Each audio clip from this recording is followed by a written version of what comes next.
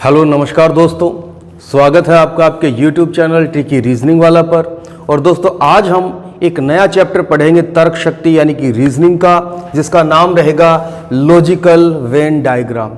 इसको हम हिंदी में तार्किक वेन आरेख भी बोल सकते हैं।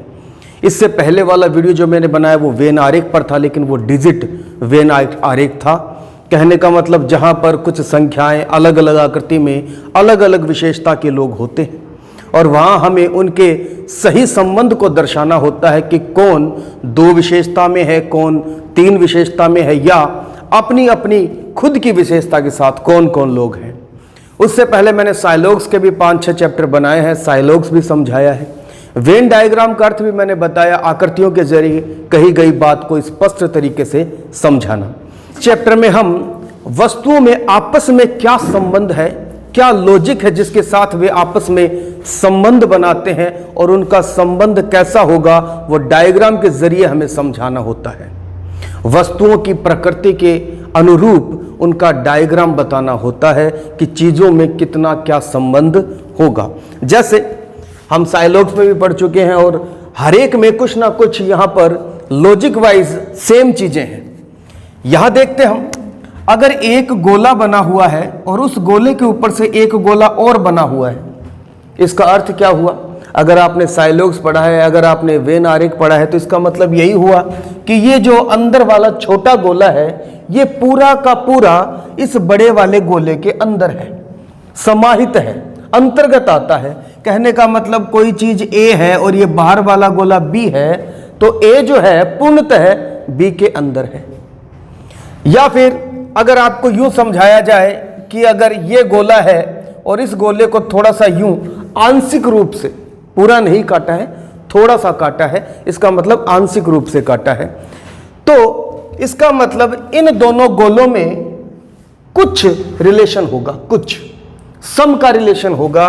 अगर ये ए है, ये बी है, तो कुछ ए बी है और कुछ बी ए है। इसका मतलब ये हुआ। जैसे आगे अगर आपसे यूं कहा जाए कि दो गोले अलग अलग बने हैं, तो इसका अर्थ यह है कि दोनों में कोई संबंध नहीं है, क्योंकि संबंध अगर होता तो या तो पूरा होता या कुछ होता। संबंध तो ऐसे ही दर्शाया जाए, या तो आंशिक हो, पूरा ना हो लेकिन थोड़ा बहुत हो सकता है, तो ऐसे, पूरा का पूरा हो तो ऐसे। और अगर इन दोनों के अलावा कुछ नहीं है तो इसका मतलब दोनों में रिलेशन नहीं है। ये अलग है, ये अलग है, ये अगर ए है, ये अगर बी है, तो ए का कुछ भी संबंध बी से नहीं है और बी का कोई संबंध ए से नहीं है। ऐसे ही वो शब्द देगा हमें जिनकी पहचान करके हमें बताना है कि संबंध क्या होगा। और ये सारे संबंध आपके जनरल नॉलेज के ऊपर रहेंगे कि आप वस्तुओं के बारे में, या वो जो नाम लिख रहा है, जिन जिन वस्तुओं के नाम दे रहा है, जो भी एलिमेंट वहाँ लिख रहा है, आपको उसके बारे में कितना नॉलेज है, कितनी जानकारी है। सवाल मैथ से भी हो सकता है, सवाल साइंस से भी हो सकता है, या चीज़ों के संबंध के बारे में भी हो सकता है। लंबे छोटे भवन, घर, खिड़की, जो चीज़ आपने जीवन में देखी है उन सब के बारे में यहाँ सवाल हो सकते हैं। तो सवालों पे चलते हैं। हालांकि इसका बेसिक जनरल नॉलेज मैंने आपको बताने की कोशिश की है, समझाने की कोशिश की है कि क्या एफर्ट और क्या अप्रोच होती है, सारा दिखाने के लिए ये कि सारे ए बी में आते हैं, कुछ ए बी में आते हैं, कुछ बी ए में आते हैं, यानी कि इन दोनों का आपस में कुछ आंशिक रिलेशन है। ए और बी में कोई रिलेशन नहीं है। देखें, जैसे यहाँ कुछ नाम दिए जाएंगे आपको और नीचे डायग्राम बनाए जाएंगे। उसने जैसे यहाँ कहा आम और कोमा लगाकर कहा फल, तो आपको सिर्फ ये बताना है कि जो शब्द दिए हैं इनका सही चित्रण कैसे होगा, इनके संबंध का सही चित्रण किस प्रकार किया जाए, कौन सा आरेख इनका सही चित्रण करेगा। पहले तो चीजों को समझें, चीजें क्या है, वस्तुएं क्या है, और आप अपने जीवन में इनके बीच में क्या संबंध देखते हैं। तो मुझे पता है यहां अगर डायग्राम ऐसा दिया है कि पहला डायग्राम दिया है कि कुछ का रिलेशन होगा, दूसरा डायग्राम आपको दिया मान लीजिए कि दोनों अलग अलग हैं, तीसरा डायग्राम दिया आपको कि दोनों एक दूसरे के अंतर्गत हैं, तो बताइए कौन सा ऑप्शन सही होगा। तीन ही डायग्राम बनाए हैं, तो पहली बात तो ये कि मैं अलग अलग बता दूं इनको। इसका अर्थ तो ये है कि कुछ आम फल है, कुछ आम फल है, या ये मान लें कि ये आम है तो ये फल है, कुछ आम फल है, कुछ फल आम है। ऐसा नहीं है। मुझे पता है कि पूरे के पूरे आम को हम फ्रूट्स में काउंट करते हैं, फल में काउंट करते हैं। इसका मतलब पूरे के पूरे आम फल में काउंट होंगे। ऐसा तो हो ही नहीं सकता कि कुछ आम ऐसे हैं जो फल में काउंट होते हैं, कुछ ऐसे हैं जो फल में काउंट नहीं होते। कुछ आम अगर ऐसे हैं जो फल में काउंट नहीं होते, तब तो ये डायग्राम सही है। लेकिन मैं अपने जीवन में इन चीजों के संबंध में इतना जानता हूं कि सारे के सारे आम फल होते हैं, तो ये इसका गलत है। यहां पे कहता है दोनों में संबंध ही नहीं है, जबकि मुझे पता है कि आम फल होता है, तो ये भी गलत हुआ। इसका मतलब ये आम और ये फल। शब्दों का सही चित्रण संबंध को बताता है। यदि आपने इन चीजों का सही डायग्राम बनाया है, तो इसका मतलब आपने उनके बीच का संबंध भी बिल्कुल क्लियर किया होगा, उसका चित्रण सही किया होगा। और एग्जामिनर इस चैप्टर में यह डिमांड करता है कि वस्तुओं का सही चित्रण, सही संबंध आप बताएं। जैसे एक सवाल और होता है यहां पर, कॉफी, चाय, पेय। हालांकि बहुत ही आसान संबंध मैं आपको बता रहा हूं, लेकिन जो लोग पहली बार वीडियोस को देख रहे हैं, पहली बार रीजनिंग सीख रहे हैं, तो उन्हें घबराने की आवश्यकता नहीं है। अगर आप पहली बार भी रीजनिंग सीख रहे हैं तो चिंता की बात नहीं है, आपको कभी दिक्कत परेशानी नहीं होगी। सिर्फ आप चैनल से बने रहें, चैनल को सब्सक्राइब कर लें। तो कहता है कॉफी, चाय, पेय। पेय का मतलब पीने वाली चीज है। तो मुझे पता है कि कॉफी अलग है, चाय अलग है, दोनों अलग अलग चीजें हैं। चाय अलग चीज है, कॉफी अलग चीज है। कभी ऐसा नहीं होता कि आप चाय के लिए बोलते और आपको कॉफी दे दे, या आप कॉफी के लिए बोले चाय दे दे, क्योंकि चीजें ही अलग हैं। कहने का मतलब आपको खाना पपीता है और आपको आम ला दे, हो नहीं सकता, रिलेशन सही नहीं है। तो ऐसे ही ये चीज अलग है, चाय अलग है। लेकिन पेय, पेय का मतलब पीने वाला। कॉफी भी पीने वाली चीज है और पेय भी, चाय भी पीने वाली चीज है, तो ये इसके अंतर्गत आएगी। कहने का मतलब अगर मैं इसका सही चित्रण करूं वस्तुओं के हिसाब से, तो देखिए पेय तो ऊपर वाला है, ये कॉफी है और ये चाय है। कॉफी अलग है, चाय अलग है, दोनों में कोई संबंध नहीं है। लेकिन पेय जो है, ये दोनों के दोनों पेय के अंतर्गत आते हैं, लिक्विड है, पीने वाली वस्तुओं के अंतर्गत आते हैं, खाद्य नहीं है, पेय है। एक और सवाल देखते हैं यहां पर चीजों को समझने के लिए। से यहां लिखा कुर्सी, एक लिखा मेज और एक लिखा फर्नीचर। दो पे मैंने आपको चीज क्लियर करवाई, उसके बाद तीन का एग्जाम्पल। और अमूमन आपके पास जो सवाल आएगा वो तीन वस्तुओं, तीन थिंग्स, तीन एलिमेंट पे आएगा। तीन नाम लिखे होंगे, आपको ये डिसाइड करना है, आपको ये देखना है कि कौन सा आरेख उनके आपसी संबंध को चित्रित करता है, उनका सही वर्णन करता है, उनकी सही व्याख्या करता है।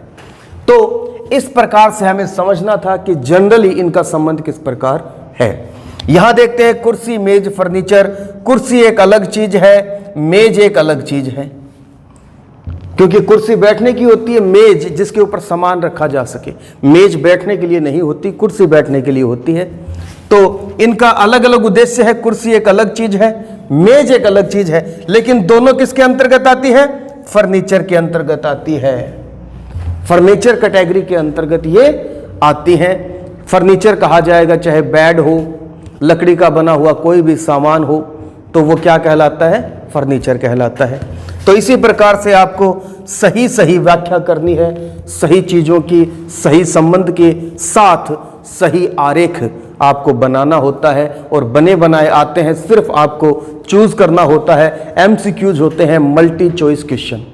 ऑब्जेक्टिव टाइप होते हैं ए बी सी डी, आपको सिर्फ सही सही पहचान के क्लिक करना होता है सही आंसर पे। तो अब हम आगे वीडियो में देखते हैं जो सवाल जो पीछे एग्जाम्स में आए हैं, या अच्छे सवाल जिनके ऊपर हमारी अच्छी प्रैक्टिस हो सकती है। पहला सवाल है हमारा, गाय ना ले आए भाई, हम कुत्ता ले आएंगे। कुत्ता, बिल्ली और पालतू। सही डिस्क्राइब करना है आपको, सही वर्णन करना है, चित्र के जरिए व्याख्या करनी है, चित्र आपको नीचे मिलेगा। मैं बना देता हूं। एक तो ये है, दूसरा तीनों अलग अलग हैं, एक डायग्राम में तीनों अंदर हैं, और चौथे डायग्राम में इस तरीके से डायग्राम बनाए गए हैं। आपको 1, 2, 3 और 4 में से चूज करना है। बताएं इसका सही आंसर क्या होगा। आप अपनी अप्रोच करें। सवाल सामने बोर्ड पर लिखा है, कुत्ता बिल्ली पालतू। तो देखते हैं। और हमें कई बार ये एप्रोप्रिएट ऑप्शन होता है, उसको चुनना होता है। मैं आपको बताऊंगा इसमें कुछ और भी बन सकता है, लेकिन हमें सबसे ज्यादा एप्रोप्रिएट, सबसे ज्यादा सही ऑप्शन को चूज करना है। कुत्ता अलग है, बिल्ली अलग है, लेकिन दोनों ही पालतू की कैटेगरी में आते हैं। पहली बात तो यह कि पालतू की कैटेगरी में आते हैं, दोनों के ऊपर से बोला जाएगा। पहली बात तो यह कि डायग्राम यह बनेगा कि इन दोनों में से जो अलग अलग है, एक कुत्ता हो गया और एक बिल्ली हो गया। बिल्कुल सही है। कुत्ता एक अलग जीव है, बिल्ली एक अलग जीव है, लेकिन दोनों ही जीव किसके अंतर्गत आते हैं? पालतू हैं, जिन्हें हम पाल सकते हैं। हम देखते हैं हमारे जीवन में। अगर ये डायग्राम आपके पास नहीं है, यहां देखें डायग्राम है नहीं, तो एप्रोप्रिएट कौन सा होगा? तो देखते हैं। इसके बाद अगर कुत्ता अलग है, बिल्ली अलग है, लेकिन कुत्ते भी पालतू होते हैं और बिल्ली भी पालतू होती है, तो इनके बीच में एक कॉमन चीज आएगी, जिसको हम क्या कहेंगे? पालतू। दोनों ही डायग्राम बिल्कुल सही है। कुत्ते पालतू होते हैं, बिल्ली भी पालतू होती है, लेकिन डायग्राम में नहीं था। और डायग्राम में नहीं था तो तीनों ऑप्शन में चूज करना था, और मैं इस ऑप्शन को चूज क्यों नहीं किया और इसको क्यों नहीं किया? इसमें तो कहता है कि कोई भी पालतू नहीं, अलग अलग है, गलत हो गया। इसमें कहता है कुत्ता और बिल्ली कुछ होते हैं, कुछ कुत्ते बिल्ली है, कुछ बिल्ली कुत्ते हैं, क्योंकि आपस में कटे हुए हैं। ये ऐसा होता नहीं, इसलिए गलत है। और ये कहता है कुत्ता बिल्ली एक दूसरे के अंतर्गत आते हैं, क्योंकि कुछ भी समझ लें आप, एक दूसरे के अंतर्गत आएंगे। अगर इसको ना समझे तो ये, इसको ना समझे तो ये। अंतर्गत बताता है, जबकि कुत्ता बिल्ली अंतर्गत नहीं आते हैं, अलग अलग जानवर हैं, इसलिए ये भी गलत हो गया। तो बचा कौन सा? ये। और इसमें ये कुत्ता है, ये बिल्ली है और ये पालतू है। क्योंकि पालतू है तो कॉमन है, बिल्ली भी पालतू है और कुत्ते भी पालतू है। कहता है कुछ बिल्ली पालतू और कुछ कुत्ते पालतू हैं। तो बिल्कुल सही डायग्राम था, लॉजिकली चूज करना था, तो ये इसका सही डायग्राम होगा। लेकिन ये भी डायग्राम गलत नहीं है। कुत्ते भी पालतू होते हैं और बिल्ली भी पालतू होते हैं, लेकिन दोनों में कोई संबंध नहीं है, दोनों अलग अलग है। जैसे कि अगर आपके सामने यूं दिया जाए सवाल, सोना, चांदी, गहना, गहना दे दिया जाए, आभूषण दे दिया जाए, एक ही बात है। तो सोना एक धातु है, चांदी भी एक धातु है, अलग अलग है। चांदी अलग है, सोना अलग है। गोल्ड, सिल्वर के नाम से भी जानते हैं। गहने का मतलब आभूषण। तो बात यह रही कि सोने से भी गहने बनते और चांदी से भी बनते हैं। पहली बात तो यह कि सोना अलग, चांदी अलग, लेकिन दोनों किसके अंतर्गत आएंगे? गहने के अंतर्गत। दोनों से ही गहने बन सकते हैं। लेकिन इसका डायग्राम ये भी हो सकता है इस प्रकार से कि ये सोना हुआ, ये चांदी, लेकिन दोनों में कॉमन क्या आएगा? गहना। दोनों से क्या बन सकता है? गहना। दोनों क्या हैं? पालतू।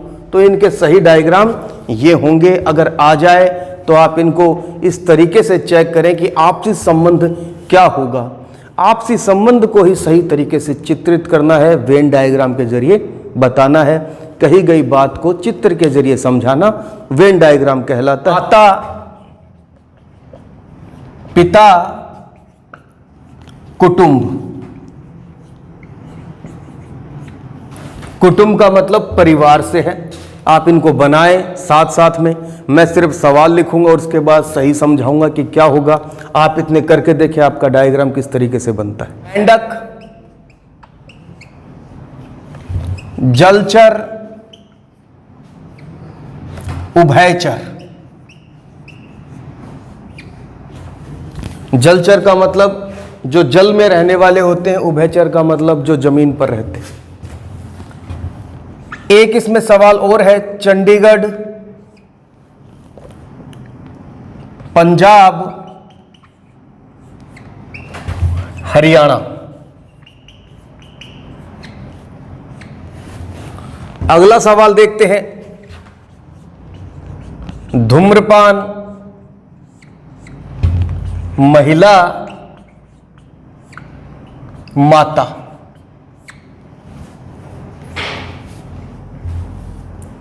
एक और सवाल चेक करते हैं यहां पर, प्रैक्टिस के लिए बड़े जरूरी है, ज्यादा से ज्यादा सवाल हो हमारे पास। चोर, अपराधी और जज। मित्र, दार्शनिक और कलाकार। पहली बात तो ये कि मित्र कोई भी हो सकता है, एक डॉक्टर भी किसी का मित्र हो सकता है, एक अध्यापक भी किसी का मित्र हो सकता है, एक जज भी किसी का मित्र हो सकता है, एक चोर भी हो सकता है। अगली बात यह कि दार्शनिक, जिसका जीवन को देखने का अपना ढंग हो, जो अपने जीवन की परिस्थितियों और विषमताओं से खुद अपनी एक सोच क्रिएट करता है, उसको हम दार्शनिक कहते हैं। तो दार्शनिक कोई भी हो सकता है, एक डॉक्टर का अपना नजरिया हो सकता है, एक शिक्षक का भी अपना नजरिया हो सकता है।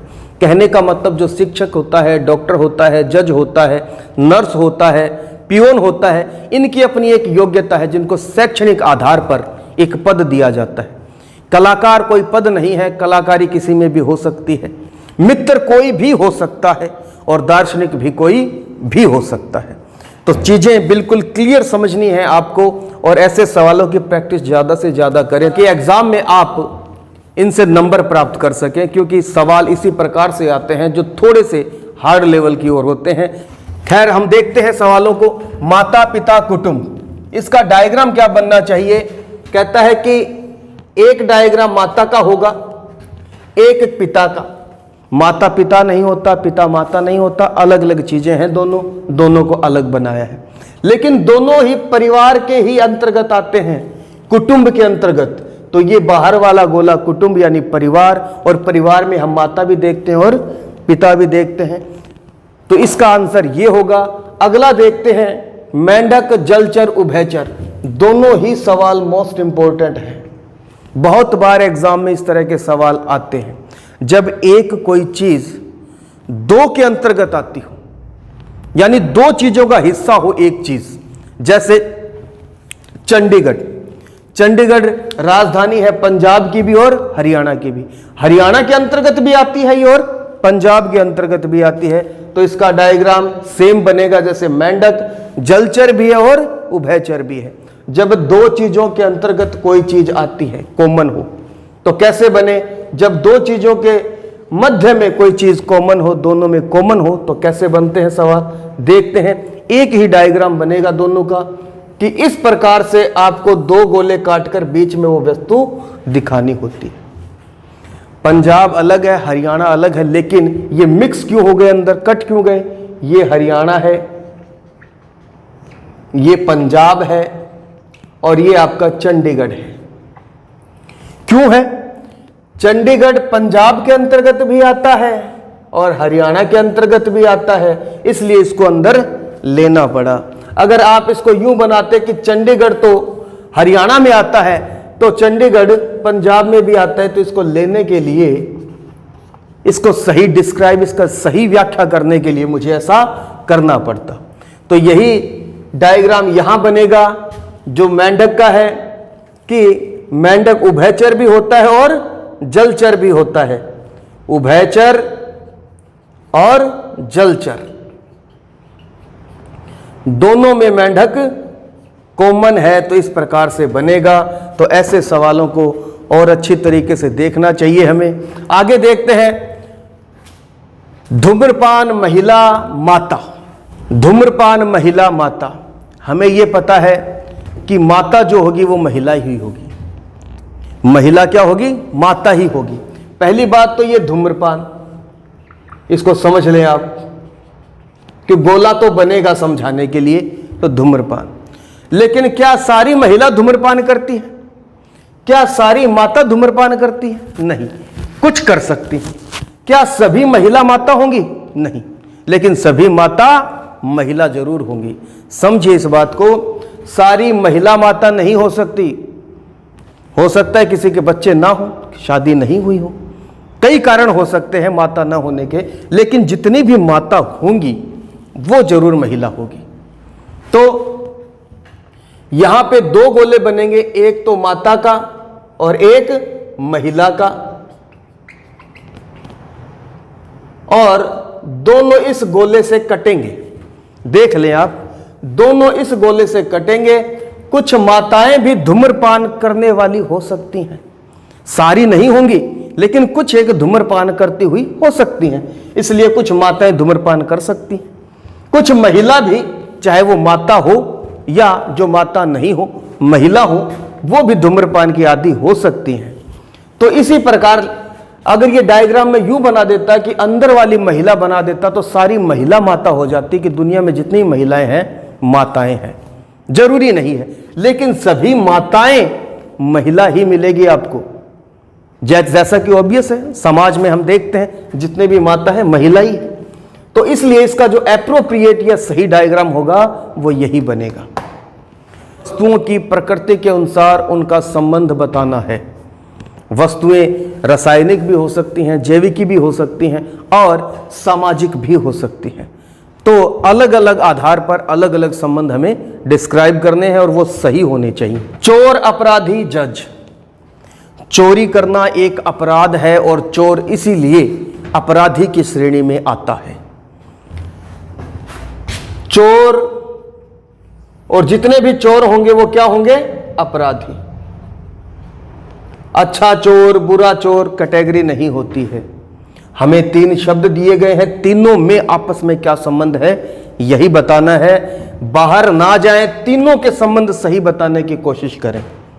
ऐसा नहीं कि जज भी चोर हो सकता है, अपराधी हो सकता है, रिश्वत लेता हुआ पाया जा सकता है।